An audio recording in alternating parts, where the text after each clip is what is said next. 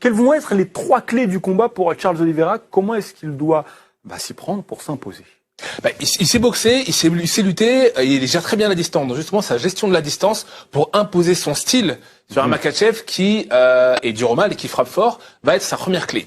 Ensuite, il a l'avantage d'avoir une palette technique très très vaste. Il est capable de faire plein de choses, aussi bien au sol que debout. Donc, ça le rend finalement imprévisible parce qu'il a un style un peu foufou, un peu fantaisiste parfois.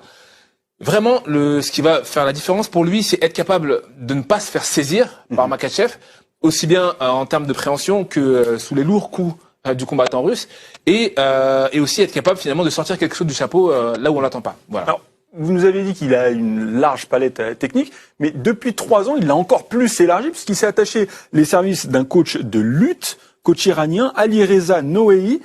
Benjamin, est-ce qu'il a raison de faire ce travail-là ou est-ce qu'il ne devrait pas plutôt se concentrer sur ses capacités, sur ses forces qui sont déjà très très larges, comme l'a dit Xavier? Oui, mais les combattants et les garçons qui sont à côté de moi vont pouvoir le confirmer. On grandit constamment dans sa carrière, on ne fait qu'apprendre.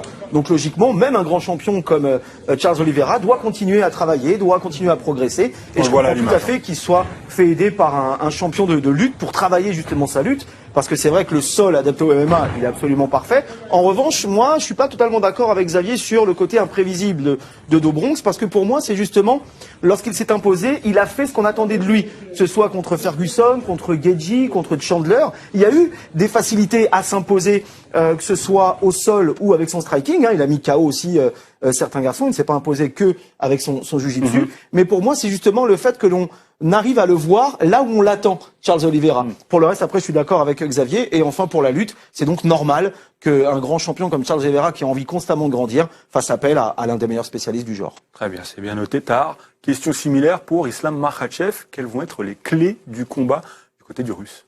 Alors, du côté du Russe, il va pas se réinventer, il va faire ce qu'il sait faire de mieux, ce qui veut dire lutter. Il vient du sambo, donc pour moi, la première clé, ça va être de lutter justement intelligemment pour ne pas se mettre en danger. Et je dis ça pourquoi? Parce qu'on connaît le sol de Charles Oliveira, ceinture noire de JJB, il peut vous soumettre de n'importe quelle manière et dans tous les sens.